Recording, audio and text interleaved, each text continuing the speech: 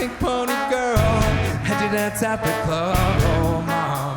I'm just having fun on stage in my heels. It's where I belong down at the pink pony club. I'm gonna keep on dancing at the pink pony club. I'm gonna keep on dancing down in West Hollywood. I'm gonna keep on dancing at the pink pony club. Pink pony club. Welcome to Season 4 of the Lehigh Valley Arts Podcast, where we explore the local arts culture and community in the Lehigh Valley. We'll be doing this through conversations with individual artists, administrators, musicians, poets, actors, and arts and cultural organizations. We'll discuss all types of mediums with the goal of enriching local arts culture. Hey everyone, and welcome back to the Lehigh Valley Arts Podcast. This week, Elise will be talking with Mark Jones and Nikki Weaver of the Wonton Soups. The Wonton Soups are a quirky and lovable horn band from Bethlehem, Pennsylvania. Blending experience from jazz, musical theater, marching band, and self-taught musicians, the Wonton Soups have a truly unique sound influenced by funk, ska, swing, and big band. Mark, Nikki, thank you so much for joining us today. Thanks for having us. Happy to be here. We do often record on Mondays, and I always wonder if we'd have like better episodes or different episodes if we recorded other days of the week. I think Monday's a good vibe day for a podcast. We don't have Monday through Friday jobs. So Yeah. That's usually Monday's why. good for us. Well, like we always assume like, oh, if we have like musicians or actors or like artists on usually like gallery stuff and gigs and stuff are on the weekends. So like weekends would not be good for recording. So Mondays worked for us, and this is almost 4 years in. So we're good. Cool. Yeah. So you were both here as part of the Wonton Soups, which your bio describes you as a quirky and lovable horn band from Bethlehem, Pennsylvania. Tell me a little bit about what you guys do.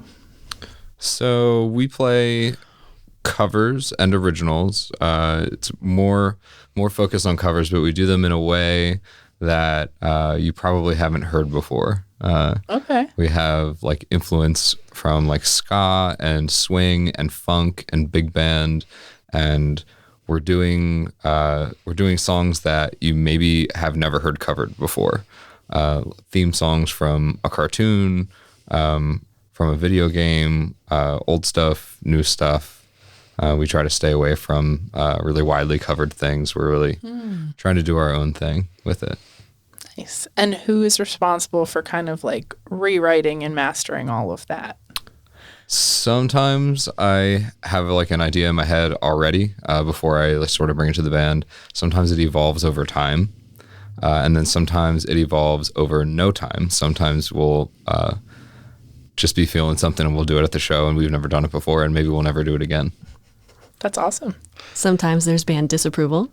Yeah. Yeah, we always try it. Sometimes it works, sometimes it doesn't. That's fair. Sometimes the rest of the band doesn't know what to do, but we always get through. It's fun. That sounds like it may require like forgiving bandmates and forgiving audience members. When Nikki said it was fun, she didn't seem that convinced. I was we gonna can see her say- I face said it with here. a smile, but you We can't can see hear her it over the face. You said it with like the nicest smile, but maybe. podcast. That's the customer service smile, I guess. Yep, hell yeah. Good. Do either of you have like a favorite cover and or I don't know. You said like, oh, it's not covers. I don't know what to call it. Like, should we come up with a different word for No, they're covers. Okay. Do you have one? There's a lot of songs that I didn't know before listening to the songs, like in order to learn it to play. Okay. New favorites of mine are She's Kerosene. We The pretty much Interrupters, yeah. the Interrupters, thank you. We pretty much just do a straight cover of that, but I like it. We added horns. We added horns, superfied. Nice. I mean, Taylor Swift anytime. So we do I Knew You Were Trouble. I like that with horns. That one's got a pretty ska vibe to it. It's fun. Honestly, I think my favorite one to do is Bob on Battlefield from Super Mario 64. Oh my God. when you jump through the painting and enter the world of Mario for the first time, it's the first course, I think. So it's just like iconic. It really stands out to me. It's just like brings me back. And I don't sing on that one. So I just get to focus on like making it really sort of groove, and it's really fun. Nice. I think that one does it for me. Yeah. Those are both all great, all great choices. And do you often, like, when you're playing this stuff or any of these songs that maybe are like not super well-known covers, like, do you watch the audience and kind of gauge people's like, are people surprised to hear stuff, or you can kind of see that moment when they maybe like recognize something? Sometimes the audience doesn't know what it is when it has started. And I like that. It's funny. Like, The middle starts off really different sometimes, and it's hard to recognize at the beginning. yeah. But there's an aha moment Right. once the chorus hits. Yeah. So that's fun. Some of them are like more recognizable than others. And then sometimes, this is sort of how I think about like what songs to pick. It's like songs that are well known but not widely covered. And then we'll do something interesting with it, or just like certified banger that doesn't matter if you've heard it or not. Sure. So we do The Chicken, which I don't know who originally wrote it. I've seen James Brown cover of it, or Jaco Pastorius. So that one, like, musicians know it. A lot of like every bassist knows it. But you know, people who are 20 years old like probably have never heard that. But it's just like, it doesn't matter if you've heard it before. It's just contagious. Nice. Funk tunes like that, anybody can dance to, whether you know it or not. Do a lot of people, shows that you play, like people dance and people kind of like, they can't help it even if they're sitting down? It depends. It depends on the show. So Nikki is involved in the Wonton Soups full band, which has the whole horn section. And then we sometimes play as a quartet, which we have different musicians involved in. That one's like a little more improvisation focused. So sometimes that might be like at a restaurant or something like that. So maybe there's no dance floor. So we kind of tailor the set and the vibe. And even one song that we do, maybe we've done it like 8 different ways, depending on, are people dancing? Do we want them to dance? Do we not want them to dance? Are we background music? Is anyone paying attention to us? Sometimes that's fun when people aren't paying attention to us, because then we just do whatever we want to do and with no regard for the audience. Fair enough. Sometimes I end up at shows where I'm like, everyone's just sitting here or standing here, and this is like definitely music I would dance to. I don't know. Like, I feel like sometimes I run into this weird situation where people just like, I don't know if it's the band or like the venue, or it is kind of a weird vibe sometimes. But I think all the shows I've been to that you guys have done, people are always kind of like moving around. So it makes me feel good. Good to hear. Even if they're not dancing, there's usually kids circling this. Moshing. Yeah. We've had a few mosh pits. They're all kids every time. Like children? Or Okay. What's like the ultimate kid moshing song? Like what's the one that's elicited the best reaction? I don't think they care. Oh. I don't think they care what it is. They're just being kids. I don't know. That's such a pure response to music that you're playing, that kids, you can just tell that these kids like enjoy it so much. Yeah, there's we've had people in their 80s come up after the show and say, "Oh my gosh, like this reminds me of like, I used to be at this jazz club and like they had horns, and when you did this song, it was like, oh, it was like totally took me back to that." And then there's, we'll play at like Lehigh University, and college kids love it too. Different set list depending on the setting. Yeah. But someone hired the Wonton Soups to play like a fundraiser gala, and we got there and people were like wearing, it was like a black tie thing, and we're like, this was not described to us.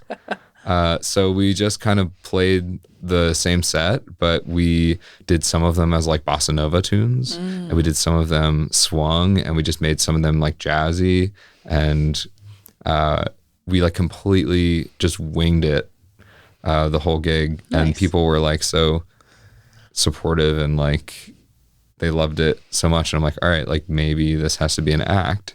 So Ceviche was born. It's our sister act. That act typically has like soprano saxophone and upright bass, but it's like pop songs under the influence of jazz. And you That's wear cool. fedoras. Yeah, we have like a 1920s There's like a wardrobe change for this band. prohibition era gangster sort of vibe. You should bring a violin case on stage. For what? Don't tell anyone, that's for sure. The gangsters, maybe this is like they a have- theater gangster thing, but like they always bring violin cases across the stage, but it's supposed to be like hiding weapons. Oh, I didn't know that. You could like have people fill it with money or something. Like leave it in the like for money and booze only, and just like fill the violin cases with like money and booze. And Maybe people it's not different enough from a guitar case. Maybe it's not that funny. I think props are fun. Do any of your shows involve props or? Yeah, of course, Jessica. Jessica is our merch girl. She is a mannequin. Excellent. Yeah, she's a really hard worker. You know, she's at every show. She can always make it. She doesn't have any other life outside. No, of she doesn't have much else going on. She lives in my garage. Poor Jessica. So yeah, so she wears a Wonton Soups shirt and she has a Wonton Soups panties on too. We have fun merch. She doesn't have any pants. Nope, Poor Jessica. she doesn't need them. She's really. It's her choice. It's all her choice. I see. Does she speak or is she silent? She doesn't has a have a- trumpet. Oh, okay. She has arms. I don't usually bring the arms to shows. They fall off in my car. But there's a trumpet zip tied to one of her arms. Interesting. And then sometimes she has a scuba helmet. Interesting. Do you She- also bring her to the fancy gigs, or is she just for the wonton soup? No. Not for the galas. Yeah. Oh my gosh, we'd have to put a blazer on her. And pants maybe. She could carry around the violin Maybe case. some pants. Yeah, I think that's maybe the only prop. Yeah, I can't think of anything else. I was should get a waiting for you to say cowbell. puppet, but mannequin is just as good. Yeah.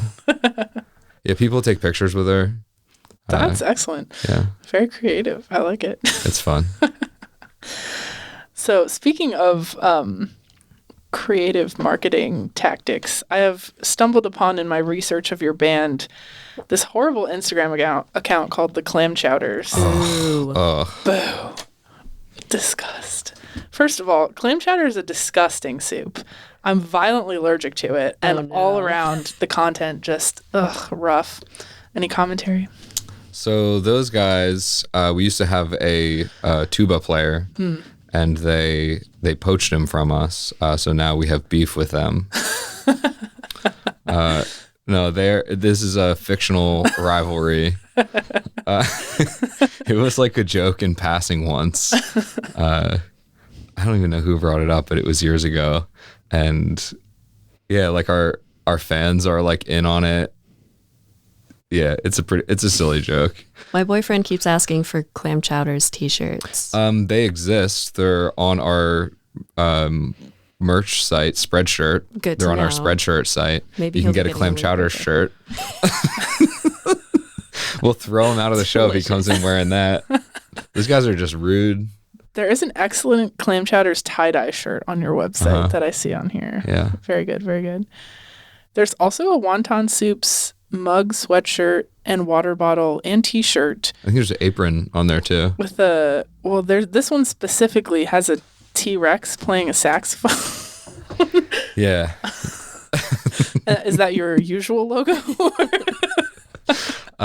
So it's modeled after Nikki. It looks just like you.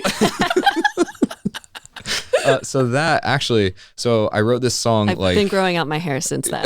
And your arms, I think, too. and that skin disease cleared up. I wrote a song maybe 2 or 3 years ago about a misunderstood Tyrannosaurus Rex who everybody's afraid of him, but he just wants to play saxophone. And I never finished the horn arrangement. And I've been procrastinating it for a long time. like the song is written, the lyrics are written, all the chord changes. I have like a demo that I put together. I just like never finished the horn arrangement, and now I kind of forgot about it for a long time. Yeah, now it feels irresponsible of me not to have made that a thing in the world. So do you ever see people with the T-Rex shirt? A lot. And do they ever ask why, or they just bought it because they like it? I've never questioned it. I didn't know there was a song. So You've never questioned it. No, some things just You're make like, sense. This is you. This looks like you. Some things just make it sense. just makes sense. It does. So even the name, the Wonton Soups, is just a bit of non sequitur. And I think people just think that it's that. It doesn't. I don't know. It's like equally. You don't have to ask. Random. Yeah, you don't have to ask. It's a great shirt. It just stands alone. You're like, some girl on this podcast is like drilling us about this fucking T-Rex shirt. Yeah, it's just like on brand. Yeah. So I of course have to ask, where did the name the Wonton Soups come from? Some original members we were playing a Jackbox game, and like that was one of the prompts, and I was like, oh, that would be funny. And I think everybody thought like, oh, like he can't be serious. And it was kind of funny, and that's the band name, and it doesn't mean anything. It doesn't mean anything. There's not a good story behind it. It's just like provocative and silly, and I don't know. Do you think people ask the Red Hot Chili Peppers that? Probably I don't at some know. point. Probably, right? I'm sure they've had lots of interviews. Like, I don't know. I've never thought about like. That's kind of a defensive answer. Now I feel like there is like some deep like Would you ask that question to the Beatles? No. Yeah, like some deep spiritual, like I was in a cave for 7 days and all I wanted was wonton soup, and like there's nothing that like now I'm feeling. You're like, no, there's nothing else behind it. That's I it. don't know. It's just Some things just make sense. yeah. That'll be the title of your episode. Some things just make sense. All right, fair enough. Yeah, just never. I don't always think about that. Like, You just do it and don't think about the consequences of your actions. It's a common question. it is. I kind of want to make up a better answer than that. I think you need a and just backstory. Tell people, yeah, like Wrong answers only. Yeah, origin story. I choked on a wonton soup, or I was crossing the street, I got hit by a wonton soup. That's a good All one. right, we'll brainstorm. We got to come up with a better, a fictional answer. There's this band I saw. It was at Godfrey Daniels, like maybe 4 or 5 years ago, and they're called the Cave Twins. And like, I still to this day, like it can't be true, but they had like this whole insane backstory about like where the name of their band came from. And it was kind of weird. If you're listening to this, I don't even know their names. I'm sorry. But it was like that they were 2 twins born of the earth out of this cave, and they now play music together. And I think they're a couple. So like, it's weird that they were siblings in the backstory. Oh my gosh. But like, you could come up with like a whole weird story and just preach it to people, and gullible people like me will be like, sure, that's real. Like, that's fine. We Yeah, need well, a bit to commit to. Yeah. Yeah. Maybe something with a T-Rex. There's got to be a T-Rex. Yeah, we got some bits. Yeah. T-Rex would not be able to eat wonton soup. It'd be tragic. Maybe that's our next shirt. Especially if it was with chopsticks. Never. Would you eat wonton soup with chopsticks? I guess you could. I think you can do. You could like eat the wontons and then Then- slurp yeah, it. then and then slurp. slurp the soup. Oh, then you can put the slurping noise in there, Ben. Excellent. Well, I also want to, as two very talented musicians, I'd love to know a little bit more individually, like how did you both get into playing instruments, and what all instruments do you play? I've got a longer answer. When I was 8 or 9, my mom really wanted us to play piano, so it came from a place that she always wanted to learn piano, so we learned piano for her. And then it kind of just got out of hand. My next instrument was the oboe, which, if you're familiar with the oboe, I'm sure you raised your eyebrows at that. Then double bass, which is above my height, so impractical long term. And then flute, saxophones, clarinet. I played percussion. I'll count percussion because I've performed it for concerts in other countries. Is that the identifier? Is you're not a real percussionist? It's not legitimate until you've performed and gotten away with it. Okay. So for that reason, cello's on the list too. All right. Bass clarinet, maybe. Stay tuned. Stay tuned. Awesome.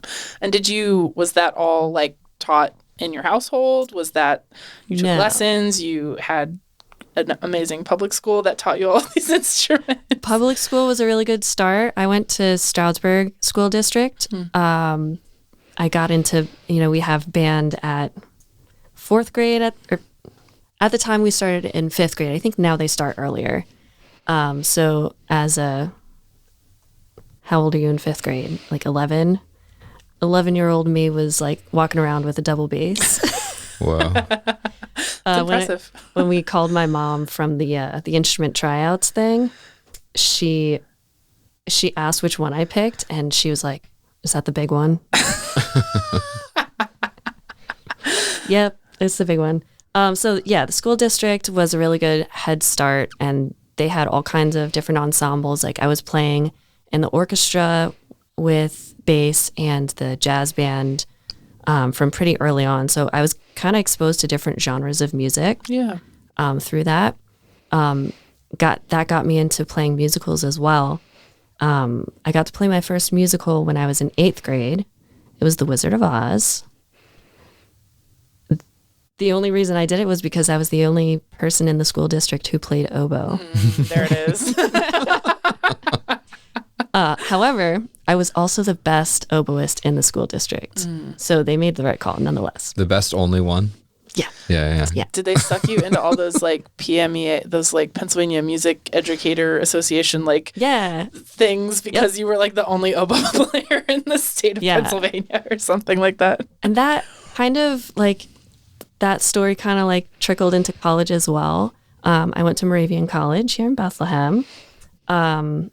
Small school. I was the only oboe major.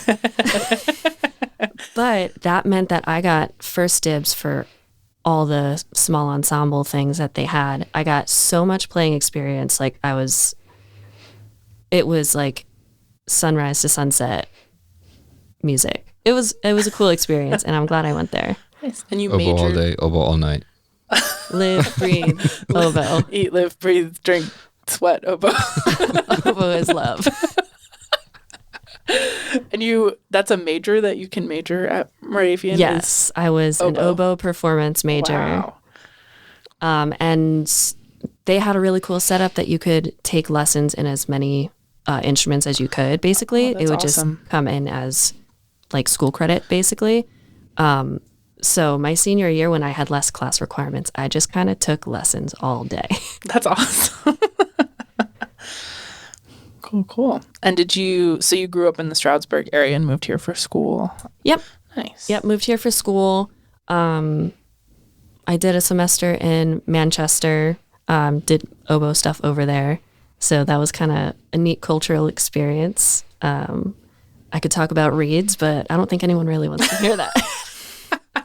We could give you your whole own episode. Actually, we just had someone on sometime this season. I think it was Larry Mason, he's a theater guy, a MFA student through Moravian at Touchstone, and he was like the only bassoon player in all of his thing. And he's like, I could talk about reeds. And we were like, whoa. Yeah. So maybe we'll get you guys on an episode together and you can just chat it up. But that would be excellent. Cool. Very nice. And Mark, how about you? So I played a little guitar for a couple years in high school.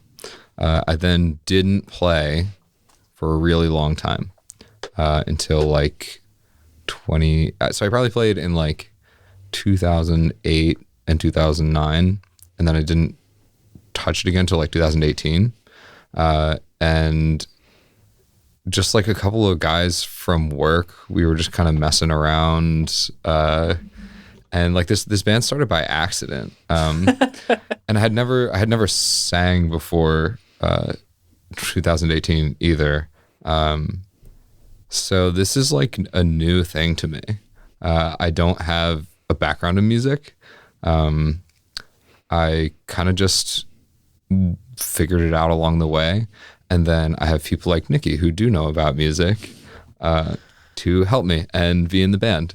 And I try to surround myself with people more talented than myself to sort of hopefully I sort of rise up to the occasion to play with them, which is a funny thing for like a band leader to say, I guess. Well, that was definitely one of my questions, was like, you have this band of people that it kind of rotates members and it rotates genres and different types of music and different songs. And like that's so collaborative, but it's also very like, it's hard. Like there's some genres of music where you can just play and it's done, but like recreating stuff live or on stage is like, that's a lot to do. Like, is that stressful, or do you feel like you kind of all just work together so well that it comes together? I know you said like sometimes it works, sometimes it's fun. It is actually fun. Like, Stressful fun. I don't think changing things to swing is stressful at all. Yeah, it But just translates well sometimes. I think there are some that a little more forethought would be helpful for like something like Superman, for example. Upbeat ska song. Let's do a swung. It could be slower, and then swung would be like a totally different vibe. Yeah, totally. Well, like similar to a structure in like a jazz group or like a jazz band. Sometimes it's kind of like playfully competitive or like more collaborative depending on like who you're playing with. Like, do you feel you guys kind of fall somewhere in the middle with that, where you're like trying to test each other in a live setting, or it's more just like it's kind of fun to like put it together and see what you can come up with on the spot? So in a jazz group, sometimes like a jazz trio will have never met each other. So it's not like that, right? We just have, a couple of drummers that we work with, and they both know everyone else in the band and they know the whole set. And, we've played together dozens of times. And so it's not like, you show up to the gig and you don't know who you're playing with, but we do have, a couple of drummers that we work with. We have a couple of bassists. And sort of the rationale behind that is if we have like 9 shows in a month, I don't have to ask like one bassist who has a 9-to-5 full-time 40-hour a week job, hey, could I have like every one of your weekends, like the whole weekend all summer? So we sort of just split it up between like 2 incredible bassists that we work with, and a couple of great drummers. And a horn player, it's easier for a horn player, not easy, it's easier for a horn player to walk in and read the sheet music than like a rhythm section member, because we don't really have anything in front of us. We have to just know it. And then especially if it's like in the horn section, like if Nikki's there and, if I have one sub or one person who's maybe a little less familiar with the music, like if the other 2 are like, yep, like we've played these a million times, like they can sort of Take charge. Yeah.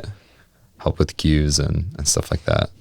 Nice. So yeah, it's always got like a little bit different of a feel to it depending on who's there that day. Yeah. But yeah, it's like a collective almost. Yeah, we have a lot of people involved. That's cool. How many, like, what's the total number of people you think, like, you said like you're not all in the band at once, like you're not all, or do you ever all play together like all at once? No, we tried that. We tried that once. It didn't work nicely. So having multiple rhythm sections. That was my question. Impractical. It's like maybe you all could, except for there have been a few maybe times. We've got some cowbells. Yeah, extra percussion. So the band was designed to be a 6-piece band, and the horn section was designed for 3. There have been a couple times where we'll double up on a saxophone. Nikki sings and plays saxophone, so when she's singing, she's obviously not playing saxophone, so it's nice to sort of have the extra one there to fill out the sound.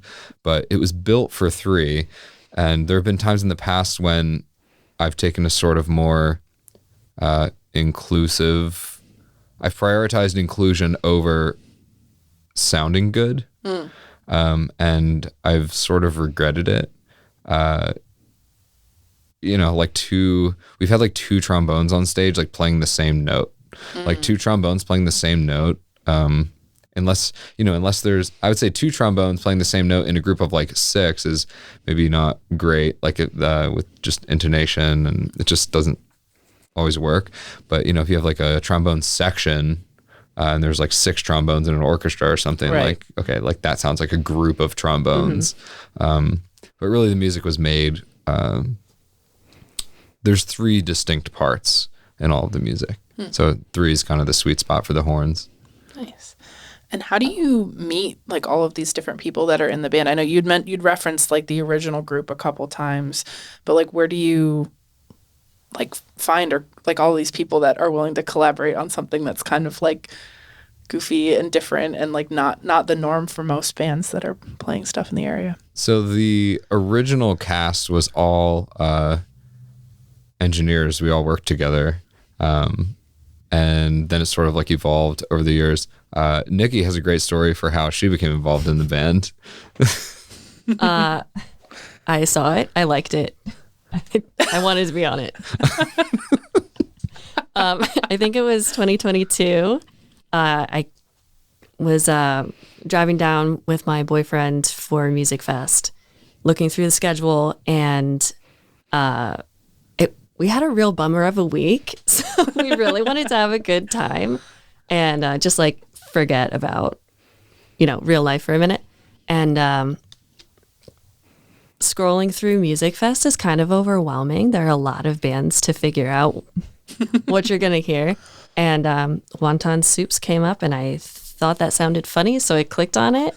And it was all just like silliness. I think you referenced your awards, like voted most trombones, voted Lehigh Valley's sexiest horn band.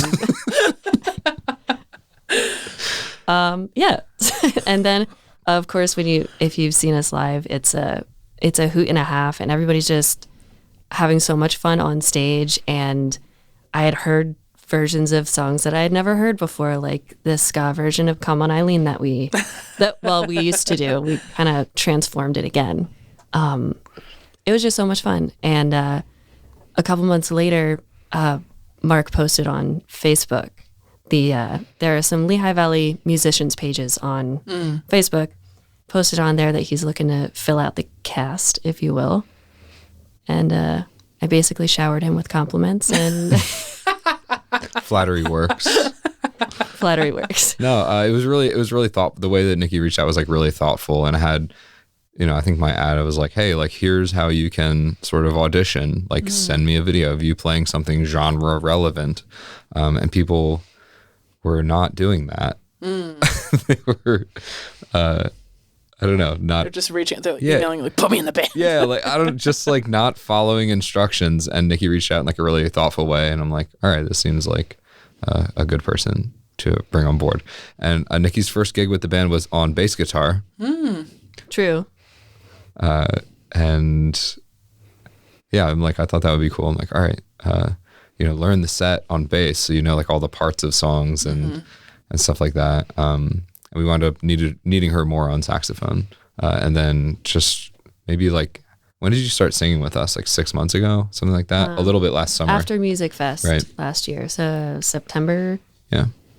So we added, gave her a vocal mic, and now we have some harmony, and really fills it out. Nice.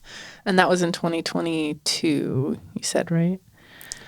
2022 is when Nikki attended our Music Fest show. Okay. And the Service Electric coverage loved her and her boyfriend, Zach. Oh my gosh, they did. The camera was on them so much. And then the following year, it was just funny. Like she's in the 2022 footage as an audience member, and in the 2023 footage as a band member. That's so It's great. pretty cool. I love that. Started from the bottom, now we're here. That's great. And so how long has the band been around in its entirety then? I think our first performance was in 2019. Okay. And that was like at our friend's house for like a party. It was a very different thing. There were no Yeah. horns, No horns. which is hard to imagine. Was there Shrek? Did we play? No, no. There were no. We play a few songs from the Shrek films. Yeah, that's sort of on brand for us. It makes sense. It makes sense. It just makes sense. I have like a thing with Shrek that I hated because in my high school experience, that was like somewhere in the growing popularity of Shrek the Musical. And our high school did Shrek the Musical. Nice. And I would play the violin, and it was like the most musically difficult music I've ever played in all of my years of playing the violin. And I was like, fuck this musical. Like, this is stupid. Musicals Like, are Well, let's hard. not take that out it on was- Shrek, it okay? was like, but now, like, it's like a continual joke amongst our friends. It's like, Elise is a Shrek thing, and I'm like, no, it's the opposite. It's not a Shrek thing. It's a hatred. But yeah, musicals are hard. Musicals are hard. I do a lot of playing for musicals. Part of the reason why I expanded to learning more of the woodwind instruments is the musicals usually write 4-5 instruments at a time. They figure if we want something sweet like a flute on this ballad, we don't need like a saxophone playing. But then if they have an upbeat like tap number later on, they don't need a flute. They want a saxophone. So why don't we just pay one person to do both? Yeah. So I think the most I brought to a gig was 6 instruments. Oh my God. That's too many. It's several too many. Too many. It's a lot to manage. Like, How did you carry it? Did you make 5 trips? Like, Do you want to hear? So I've got a backpack which holds the clarinet, the book of music, the flute, and my instrument stands, and the piccolo. this backpack holds all of that. in This is one. the backpack. Okay. It's bright pink. It's like a hiking backpack. It's Jansport. Oh, my okay. high Like a school literal backpack. backpack. Okay. I thought this is like some fancy, expensive like music equipment I haven't backpack. upgraded. I was like, wow, it's I gotta. just a backpack. it's from middle school. And then tenor sax is heavy, so I usually put that across my shoulder on top of the backpack, and then alto sax or oboe or whatever else. It looks like I'm moving in. That should be your Halloween costume next year.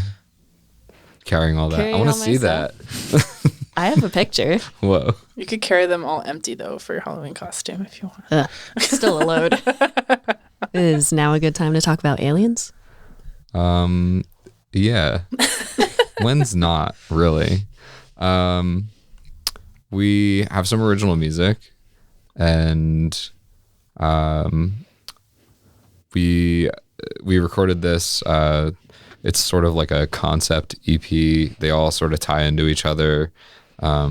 It's 3 tunes. It's like, I think it's like 14 minutes of music and just 3 songs. And it is like, I think at one time I sort of branded it. Let me see if I can say this. Astrophysics-based brass punk ballads. Okay. It's like it's hard to put into a genre. There's horns, there's strings. Parts of it are like cinematic. Parts of it just sounds like a ska punk song, and it sort of tells a story. The first one is called Blue Shift, which is the sort of I think more people have heard of Red Shift, when things are moving away from you really fast, they appear more red, and when things are moving towards you really fast, they appear more blue. So it's sort of about this couple year period of my life where listen to it and see what it's about. But it's sort of like coming towards so the first one's called Blue Shift, and that's sort of like coming towards. The second one's called Astrophysical, which is sort of touch. It's here, it's now. And then Escape Velocity is the velocity at which things need to travel to escape Earth's orbit. Or so that's the third one, is called Escape Velocity. So it's like sort of, it's coming, it's here, it's gone. And if you listen closely, there's not a distinction between one song, the end of one and the start of the next. There's sort of noises in between. I listened to it today and I was like working and it was on a loop and I was like, this is only 3 songs. This has been going on for like an hour. And it was just because like Spotify kept like looping through it. Yeah. But yeah, it's very like ethereal and fun. I think the strings help with that. They help like set the mood of what you're supposed to sort of be feeling during it. Yeah. And so who is responsible for kind of like, I assume a lot of the band had like involvement in creating it and recording it because it's under the Wonton Soups, but who kind of like wrote this and put this together? So I do all the songwriting, and I think we recorded that. This was actually before my time. Yeah. So I think like some of the people in the band are on the record and some of the people have come along after. I don't remember when that came out. Some maybe early 2023 or something like that. Yeah, so I do the songwriting and I'll like write the string parts. I definitely ask for help. So I have, like I said, I have no music background, but I'm like writing horn arrangements and string arrangements, and I barely read music. And I don't know at what level do you think I understand music? Like middle school? Maybe? Is that generous? No. Definitely like, I don't know, at least like third year. Okay. All right. Got it. So I will, sometimes I'll be working on something and I'll like send a group text out. I'm like, hey, like who has a second to help me? And like someone will give me a call and Hey, I'm like, what does this symbol mean? yeah, how do I write this? Like what, like I can't figure out this rhythm. It's like complicated. Like, is this a triplet or is this like something else? Like I remember years ago, I was writing a horn arrangement and I just could not get it to sound right for the life of me. And then I asked someone to help me and they're like, oh, this is swung. I'm like, what's swing? I didn't understand that it was like asymmetrical. I didn't understand like why it wasn't sounding right. And then she had to like explain what something being swung meant to me after I had written something that was swung. So like I said, I like to sort of surround myself with people like Nikki who know what they're doing, so that I can sort of figure out what I'm doing.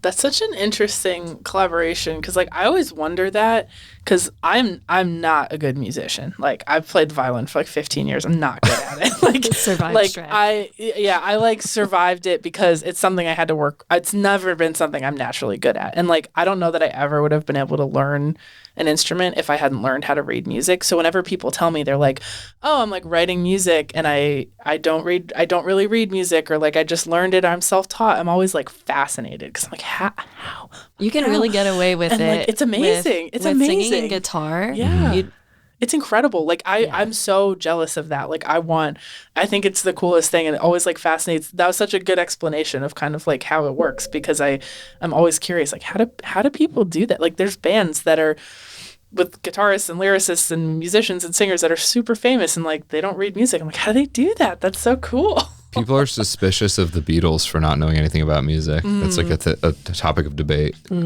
They had a really easy decade to write music. There wasn't enough content out yet. They didn't have to be There wasn't a lot of competition. But no, that's super cool. And it seems like there is such great like collaboration between all of your bandmates that kind of work together. And I think that's awesome, like an awesome structure for a band. And this album, Contact, I wanted to ask you, who did the cover art for this? It's super cool. It is sort of, it's like I borrowed like 3 different images and sort of like over like the background was like something I found and like heavily edited. And then like part of that spaceman suit was something else I found and edited heavily. I don't know. It was sort of like a little puzzle I pieced together, but I did it. Nice. I like dabble in stuff like that. Some of our other album art, I have paid people on Fiverr to do. It's a pretty cool resource. Like someone in Indonesia made the Siren Song album art, and like that's my favorite one. And it was like he turned it around in like a day. I'm like, oh my gosh, I love this so much. Yeah, I was gonna say, like, even like on Spotify they show you like more by this band, and there's some like really funky fun like album art stuff that you guys have going on here. I like the Juice Box Hero one a lot. That's funny. That song was not written by me. There was someone that was in the band early on. He goes by the Citizen Sky. That one's listed under the Wonton Soups and Citizen Sky. So that one's got like a different vocalist on it. He was like sort of the original vocalist in the band. He moved out of the area. But yeah, that one's got sort of a different feel to it. It was written by someone else. Nice. I didn't listen to it. I just like it kind of like it all kind of fits like the band vibe. It's all very cool. So I wanted to ask, I know you said you play quite a few instruments, and you said this is kind of like your full-time gig now. How do you, like, when did you decide this was your full-time gig? How do you balance, Nikki, like other things you have going on with being a musician? Like, how does that work for both of you? So I am a trained engineer. I went to school for it. I worked in product development for like 8 years. And then I was working somewhere where I just like wasn't happy with the culture.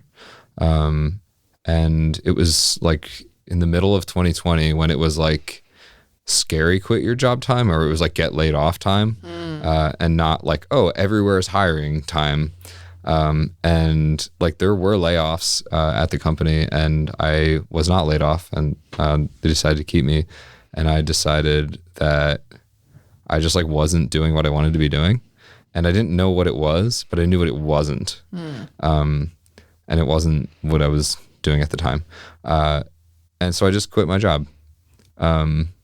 And did you start gigging before quitting? Yeah, so there were some gigs. They didn't pay very well. There weren't very many of them. But I was playing. Yeah. Yeah, just it turns out my mortgage company actually accepts exposure as form of payment. Oh, okay. Yeah. I pay for my gas with exposure. I had someone reach out, and they wanted to hire the band. I won't name the venue, but they were disappointed to find out that they could not hire our 6-piece band with sound and a sound engineer for $250.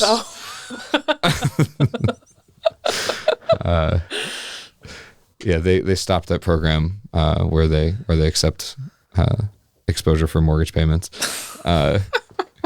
That it comes up a lot on the show with like all different artists of all different mediums, where like some people never make that jump. Some people go back and forth for years, and they have a full-time job, and then they go back to doing the full-time art stuff, and it's scary, but it's really cool.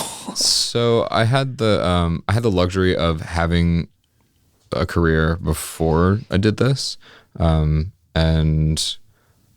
I think it would have been much harder if I tried to do music and then decided not to do music and then decided to be an engineer after. Sure. So like that was a helpful thing.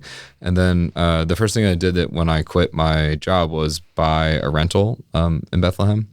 And so that's sort of like supplements my income. And yeah, so that's sort of something I have 2 of them now, and then I have another property that I don't own that I manage. So that takes up some of my time, but I would say like 95% of working is on this band and the Ceviche Act and performing. So it's nice to have sort of other things going on too. Yeah. And do you guys play mostly in the area, like in the Lehigh Valley area, or do you kind of?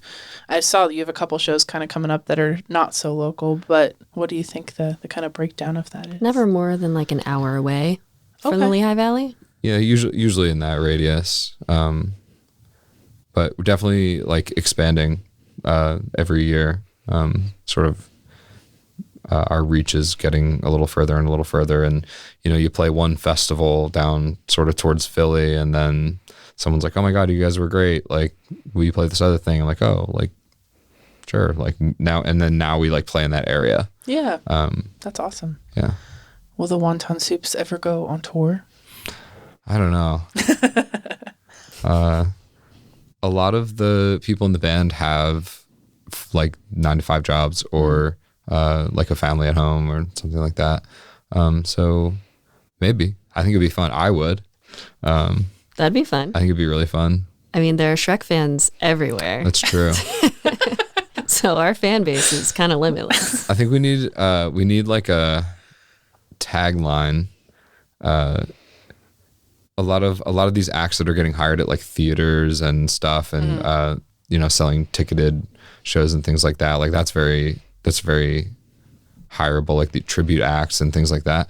Or like, oh, you know, yacht rock, like the, you know, band name, and it's like a yacht rock experience or like something like that. I think if we sort of changed we need a subtitle. Yeah, we need a subtitle, and we need like maybe a little more of a shtick to go on tour.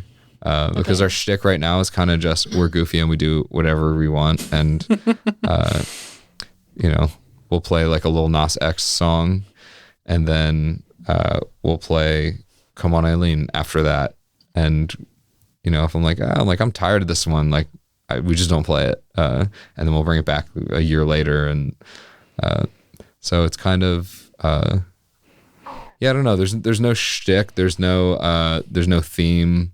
So it's like something I've sort of thought about a little bit. But right now it's just we do goofy stuff and we have fun. And I think that's I think it's really important to me. I saw this like podcast that Rick Rubin was on. Rick Rubin's a producer. He's worked with like Jay-Z and the Dixie Chicks and all kinds of artists for a really long time. Red Hot Chili Peppers. He said when you start doing something that you think other people are going to like that is not how art works. That's like no longer art, that's commerce.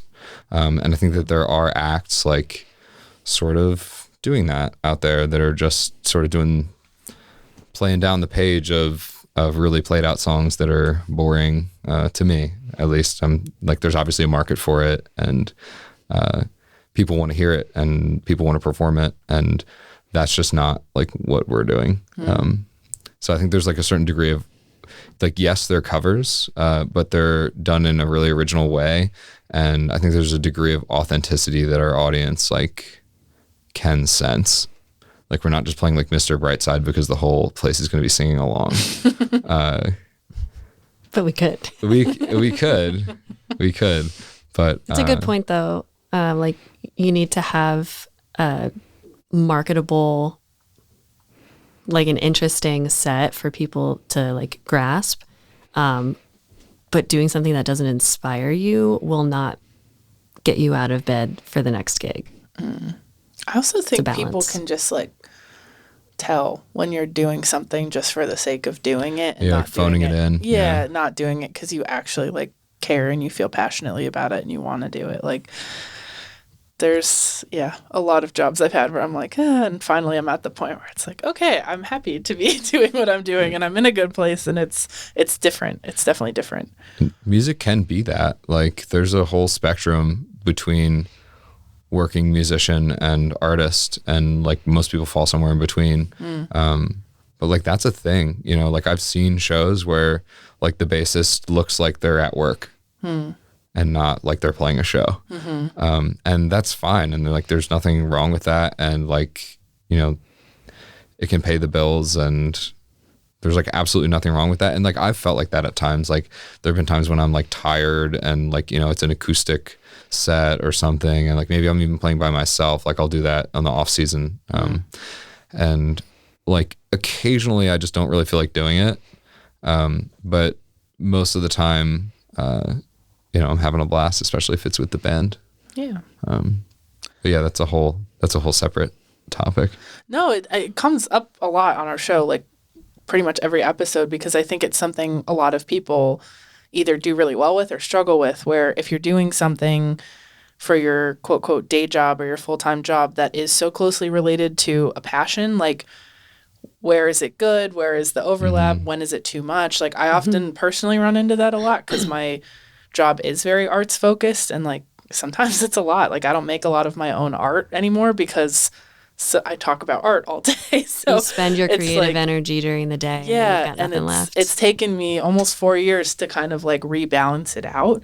And how do you feel like as musicians that kind of affects you? Do you think it's something that you can keep separate, you can do your personal stuff and your Wonton Soup stuff, or is there a lot of overlap with that?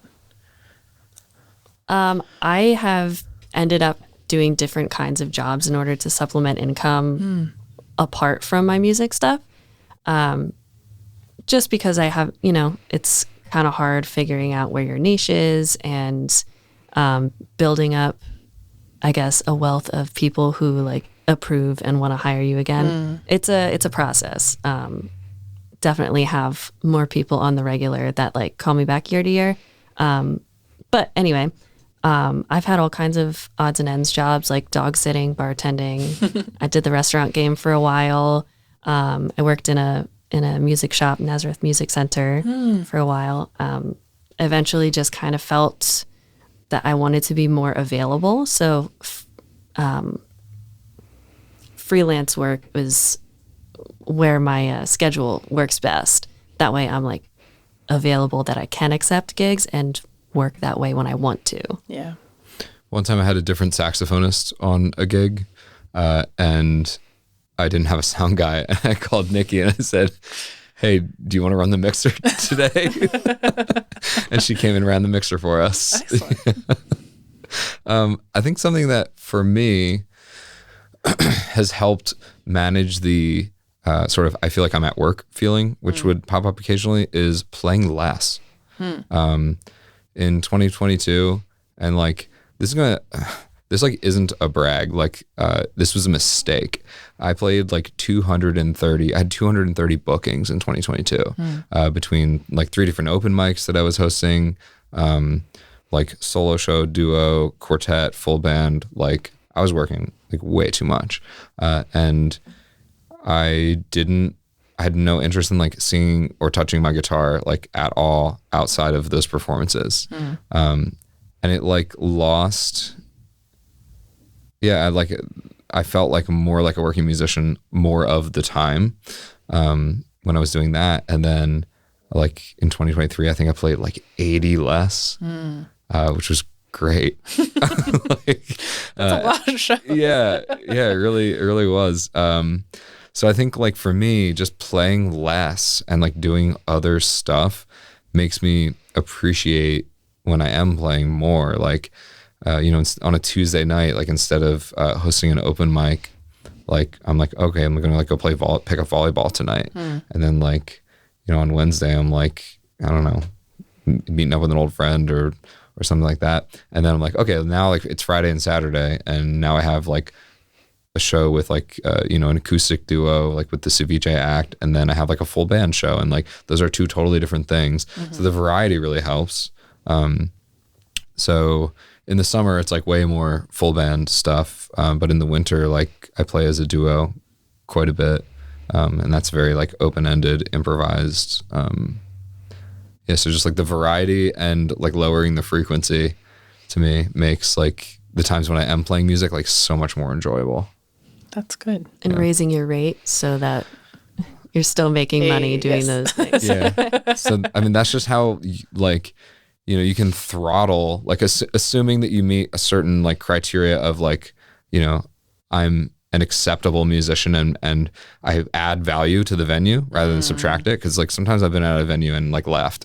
I'm like, I think this musician is like subtracting from the atmosphere here. So like once you're above sort of that threshold, like you can just throttle how much you play with your price. Yep. Yeah, that's been a whole learning experience too. You got to know how to ask what you're worth. Yes, I was gonna say that comes up a lot too. Is Yeah. like asking as an artist what you deserve like for your time, and it's hard to figure out and it's hard to balance too. I think art in general, photography, like painting, any like music, anything, it's a space where there's hobbyists and like people who just do it for fun, just mixed in with professionals. And like, I've never had like an amateur surgeon. Like, you don't just go, don't just go to like, like a weekend dentist. So like, I don't know, other industries I think are less affected by sort of that. And then, sometimes there's, I don't sort of know how to feel about this either. Like sometimes there's, four dads in the garage who just want to play music and like, it's just something they do like on the weekend or like whenever they can. And, they're just happy to like play a gig and like they'll play for beer money. Or just beer. Yeah. and then, like that same venue might reach out to us and I tell them how much it costs and they're like, oh, like that's like double what our budget is. I'm like, okay, well, sorry. Yeah.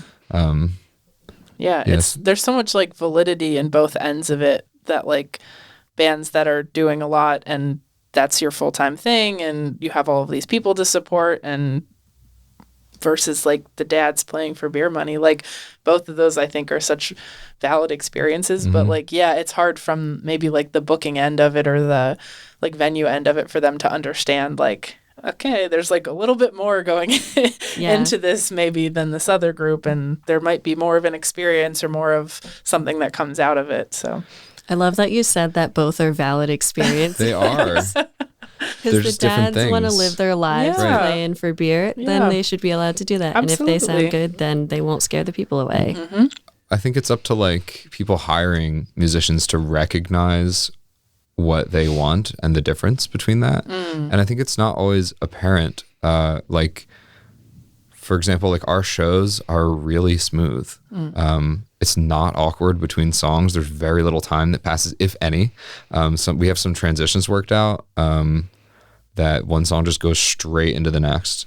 And there's no like, awkward banter or something like that. I was trying to like practice their improv routine. Yeah.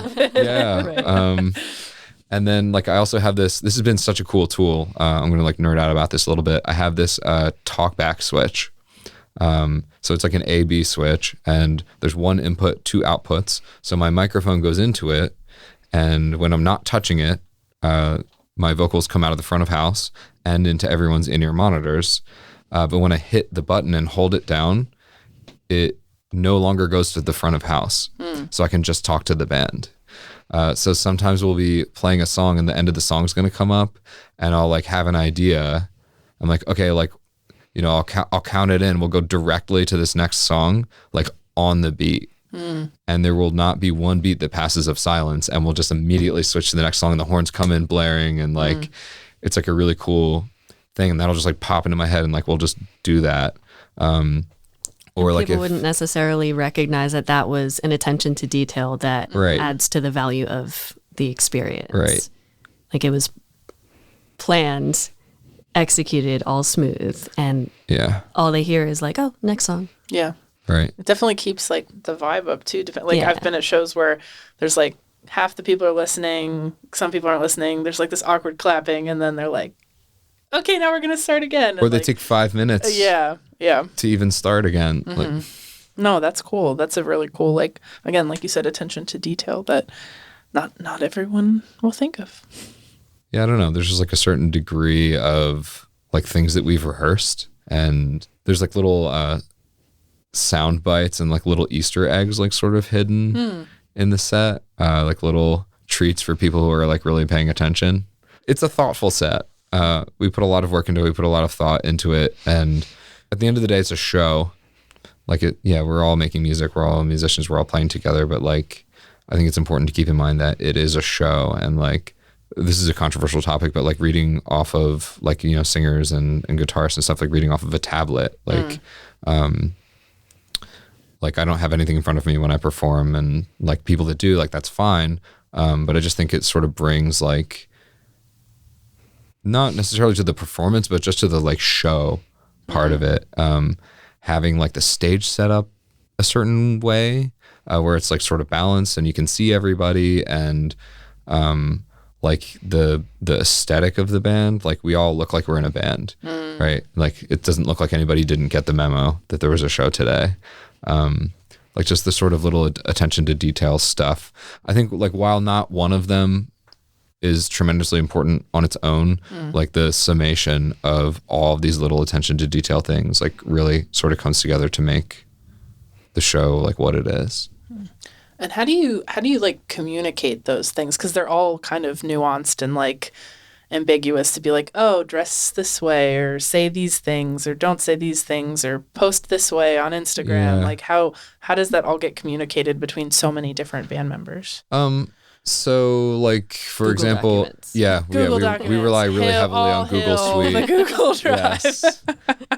Like Google Calendar, Google Docs, like everything. It's pretty organized. I borrowed a lot of stuff from my product development. I was gonna say this all sounds career. very like the Google Drive thing is all very corporate, and like our podcast, at least on my end, runs off Google Drive Yeah. and like Google Calendar, and it's definitely like a good. It's an amazing thing. tool. It's an Yeah. amazing thing. All artists should like integrate that type of organization into their work. Yeah, everyone works different ways, and like I just borrowed things that like worked for me in the past. But like to answer your question, like Nikki just like dresses right, like she just dresses right for the band. Like I never have a comment besides like those are dope earrings. Like you know, she does a great job, and some people like, you know, just like nail it. And then like more so in the past, it's had to have been like, hey, like don't wear shorts on stage. That's a big no-no. Or like I can see your white socks like sticking out like your like dad long cutting shoes. Like, okay, like no, like don't wear that, please. Dragon socks only. Shrek socks only. It's like it can be like a little bit uncomfortable, but I think once you like our trumpet player Rick, he's got like a look, and he's got like a formula, and it's just like it's almost his like character on stage. Like he's got like a really brightly colored blazer, and then like a fun shirt under it, and then like black pants, and he always matches his Sunglasses sunglasses to always the match. jacket. Yeah, and like that's like his thing. And you know, he has like all different color blazers, all different color sunglasses, and like it just like works for him. From the spectator's perspective, my memory of the band was blazers, and I think Rick was the only one wearing a blazer. It's very memorable. It's a captivating visual for sure. I think people don't always think about that in terms of like this type of band or this type of performance, that like it is a show, like it's a Right. performance, it's an act, and like there does have to be some level of coordination or like setup or striking or blocking or whatever that like makes sense. But I think people just come and they're like, oh, it's a band and they're all playing together. You have to be intimately familiar with the thing to understand why it's so nice. Like I remember being in like a dentist's office, and I was with my girlfriend at the time, and she was like, oh, like are these new, like whatever it was, like something in the office. And like the guy who was coming to get her was like, oh yeah, like we did that like since your last visit. And I was like, yeah, like it's really, really nice in here, but I didn't like know why. Right. Like sometimes like something just like sounds really good, and if you don't like sort of intimately understand it, it's like, why is it good? Or like somebody just looks like, oh wow, that person's like really stylish, and it's like, well, why are they really stylish? Like, okay, well, they have all these layers, and they have contrast, and they have like, I don't know, accessories or whatever, like style stuff. So I think that like, yeah, like you see the act and you're like, oh, like this was fun, this was great. But there's just like so much that goes into it behind the scenes that you don't think about, and you don't have to think about. Like, just come enjoy it and Yeah, I think remember that's like the beauty of it is Yeah. as the creative right-brained person that's kind of like orchestrating the whole thing. Like I think about that a lot, where I'm like, I just know that like that's how I want it, or that's like the way that it looks, and I can't explain why, but I think that's the beauty of it as like as a spectator, as a patron, as a client, like whatever, you can just come and like enjoy it and not have to think about all those things. Like that has been prepared for you. And I think that's with all kinds of art, like just something that is so attractive about it. It's like these people curated this thing for you to come and like enjoy, and it's from them to you kind of thing. Yeah. And it's definitely changed over time too. Like he said, like Rick came up with the blazer, and that really worked for him. But then we all kind of started wearing blazers, and now it's like a cultivated look. And we're talking about different accessories. I remember the first time I wore suspenders to a gig, you were like, we should have more accessories. Do we need backup looks for blazers? So like things like that we consciously think about over time, and like those things ultimately add to the experience, even though you might not notice it. Yeah. I mean, hopefully you notice it, but we've thought about it, so it goes into our rate. Amen.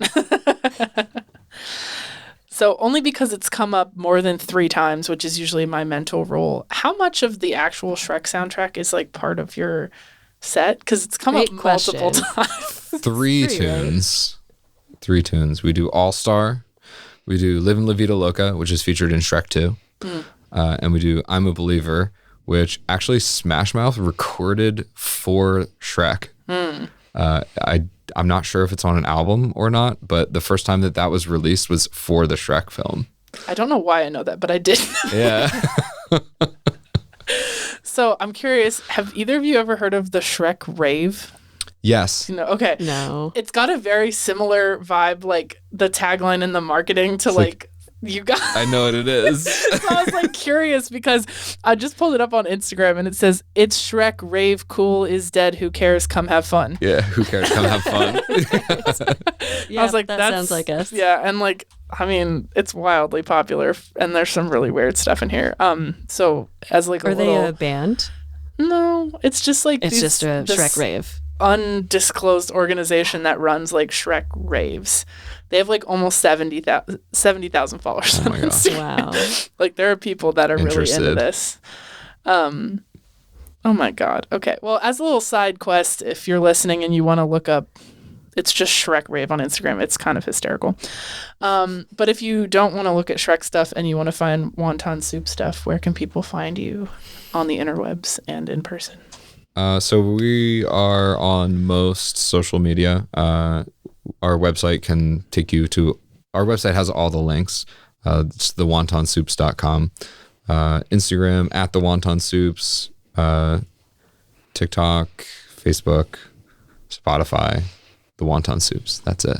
Very good. We've got our live schedule on there. You can come to a show. Got some. I guess that's it. I guess that's all that's on our website. It's well documented on the We play website. music. Come have fun. And you guys also have some super fun merch. You have a TikTok account, which is more than I can say for most of anything in the Lehigh Valley. So that's kind of fun. And the live schedule is very comprehensive. So we'll make sure to list some of those at the end of this episode. And definitely check them out. It's a fun show. I can speak from experience. And the final burning question, where can you get the best wonton soup? Either in your hometown or in the Lehigh Valley. I'm gonna pick UNT on South Side Heck in yeah. Bethlehem. I personally can't have the wonton soup, regrettably, for the gluten. But my favorite soup locally is in Stroudsburg, Sarah Street Grill, miso soup. Excellent. Top Cool, notch cool. every time. We'll make sure to tag them on the episode. Go to UNT. No, Sarah Street. Good. Well, thank you both so much. Thank you. Thanks for having us, Elise. Mark and Nikki, thank you so much for coming on this episode. If you want to see the Wonton Soups play live, you'll have 2 upcoming chances to do so at Music Fest. The first will be at the Festplatz stage on August 2nd from 5:30 to 7:30 p.m., and the second will be on the Wooden Matches Matchplatz stage on August 9th from 4 to 7 p.m. We hope to see you there. To keep up with all things Lehigh Valley Arts Podcast, don't forget to follow us on social media and subscribe to us wherever you get your podcasts. To play us out on this episode, is the song Escape of Velocity by the Wonton Soups.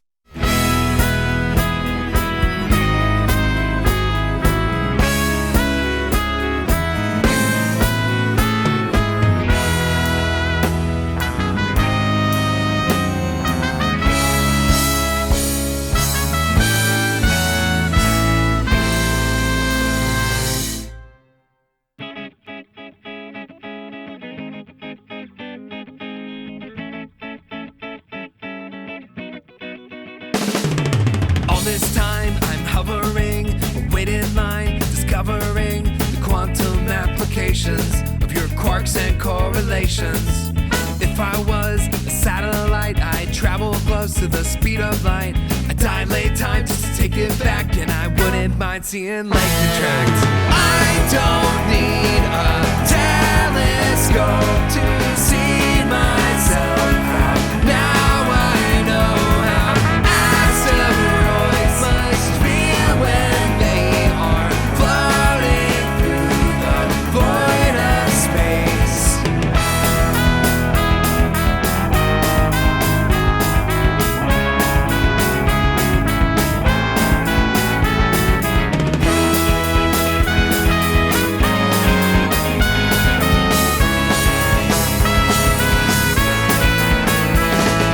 Maybe it's the second law, or maybe you were sectioned off. Easy to blame it on entropy. Maybe you and me just weren't meant to be. Powered by the cosmic rays, but no one runs on toxic waste. My planetary fortress kneeling, exit trapdoor through the ceiling. I don't need a telescope to see myself out. Now I know how asteroids must feel when they are floating through the void of space.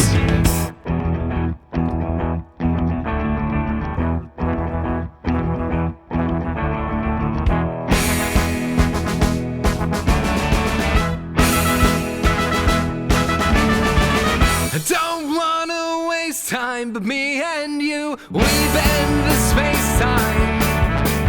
However, to erase my part of this, I wish I never made space in my heart for this. Make your tongue to ground control. My words aren't worth the sound of my swollen tongue tied up in knots. This bleeding astronauts and seasons greetings. I can feel the pull on me, or maybe that's just gravity of the situation. Patiently I wait for you. Why can't you see I'm floating all alone up there, ejected from my captain's chair? I'm running out of air. Ignore it. Fuck, you can't escape your orbit.